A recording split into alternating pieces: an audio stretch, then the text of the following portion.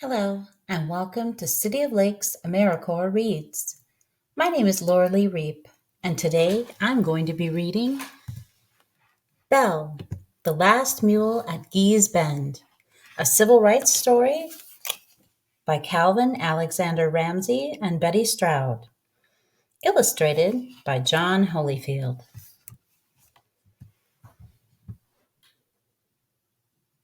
Alex sat on a bench outside the store. He wanted to go and play, but his mother had told him to wait for her. There was nothing to do on the porch but watch an old mule eating in the garden across the street. There was no breeze. Not a leaf moved in the chinaberry trees. It was so still that Alex could hear the mule munching on a row of bright collard greens. He watched as the mule's big fuzzy ears twitched away a pesky fly. An old woman walked slowly up the wooden steps to the store and sat down on the bench next to Alex. She fanned herself with a folded newspaper. He looked at her out of the corner of his eye. She was watching the mule, too. The old woman chuckled, and then, in a soft voice, "Myself, I like my collards cooked with some ham and spiced with vinegar." Alex smiled.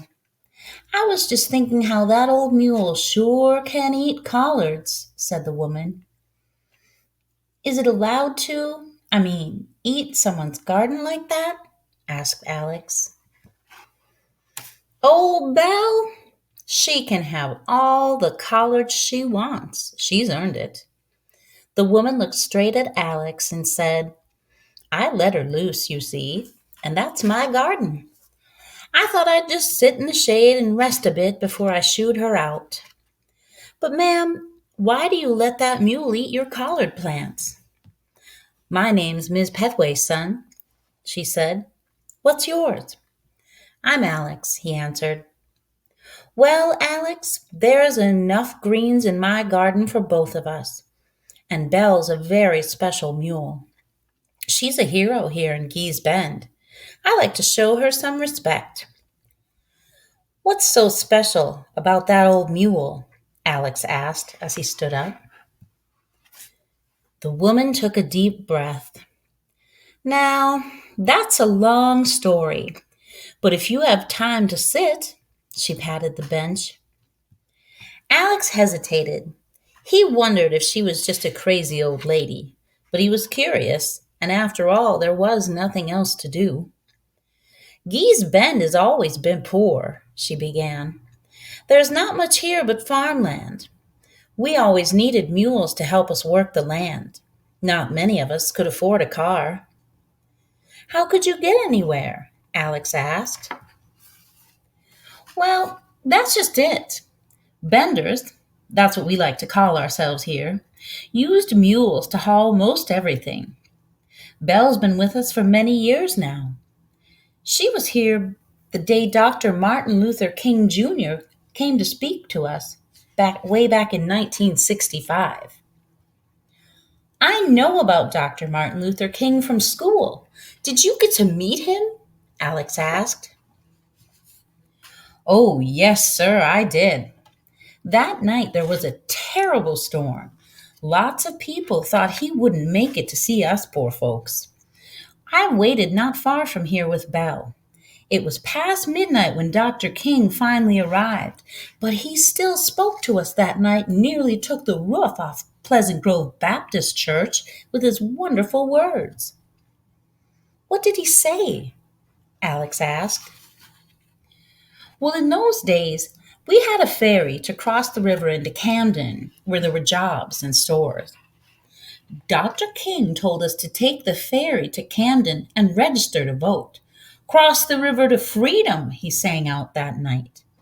Even though we were poor dirt farmers, descendants of slaves, with only mules to carry our loads, he said, 'I come over here to Gee's Bend to tell you, you are somebody.' He told us we had a right to vote. You understand, Alex, back then, no black person from Wilcox County had ever dared to vote."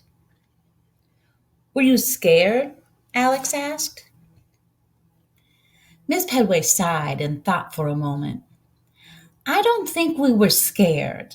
Not after Dr. King spoke to us. We felt strong, like our mules, and we did just what he told us to do. So many went to register that we almost swamped that little ferry. Some vendors went on to march with Dr. King in Selma, in Montgomery, in Birmingham, and in the march on Washington. Vendors are loyal, like mules, too, Miss Pedway added, chuckling. We read about all those marches in school, Alex added. Mm-hmm. But we must have scared the white folks in Camden, because the next thing we knew, they shut down the ferry. The white sheriff was a big bully who wanted to keep us in our place. He told the reporters, we didn't close the ferry because they were black. We closed it because they forgot they were black. So when it came time to vote, we had no way to cross the river. But we couldn't be stopped. Benders are like old Belle here. Not fancy, but strong and steady and stubborn. We filled our few cars with as many people as could fit, and then our mules carried wagon loads of people round the river all day to vote. It took half a day to get there, but it was worth it. We sang and clapped all the way into town. Folks in Camden sure were surprised. You showed them, Alex laughed. Is that why Belle's your hero? There's more to it. A lot of people here lost their jobs in Camden because they voted. Things got bad. With no jobs, we had no money for food. So some of us joined the Freedom Quilting Bee in Alberta, and eventually we started our own, called ourselves the Gee's Bend Quilters. You see, the women of Gee's Bend had always made quilts. Some of the most beautiful quilts in the world were made right here. Soon they were being sold all over the United States. We became famous. That's why I'm here. My mother came here to shop for a quilt today, Alex explained. That's a happy ending, isn't it? But it's not the end of the story for Belle. Miss Pedway's voice turned softer. Alex, do you remember learning in school what happened on the 4th of April in 1968? Alex looked into Miss Pedway's eyes and saw how sad they looked. That's when Dr. King got shot, isn't it? He asked, and for the first time, he felt the sadness himself. Yes, everyone in Gee's Bend was grieved. Miss Pedway took a deep breath and looked out at the trees. A slight breeze seemed to shuffle the leaves. We got a phone call asking if our mules could pull Dr. King's coffin through the streets of Atlanta during the funeral parade. They wanted to use our mules, not fancy draft horses. Mules take their time, work hard, and they never back down. Mules aren't pretty, but they are somebody. It meant so much to us benders that we could honor the memory of Dr. King. Belle and another mule named Ada were loaded onto a truck to begin their journey to Atlanta. But as usual, it wasn't going to be easy. State policemen stopped the truck and asked the drivers to show them a permit for hauling livestock across state lines. They threatened to arrest the drivers when they didn't have the papers, told them they'd have to turn back. We got word to Dr. King's headquarters in Atlanta about what had happened, and they called the state police and the governors of Alabama and Georgia. They told them it would look shameful on TV and in the news all over the nation if they refused to let our mules pull the funeral train. After that, the troopers escorted our Belle and Ada right into Atlanta. Belle pulled Dr. Martin Luther King's coffin? Alex asked. Yes, sir. Belle and Ada bravely pulled the wagon 3.5 miles through the streets that were full of grieving, weeping people. As they passed, the people reached out and touched the mules and the casket. Imagine the thousands of arms and hands reaching out to them, but they kept moving slow and steady. They didn't back down or get scared, just kept going. The funeral was televised around the world. 60,000 people gathered around Ebenezer Baptist Church, and tens of thousands more lined the streets. We were very proud.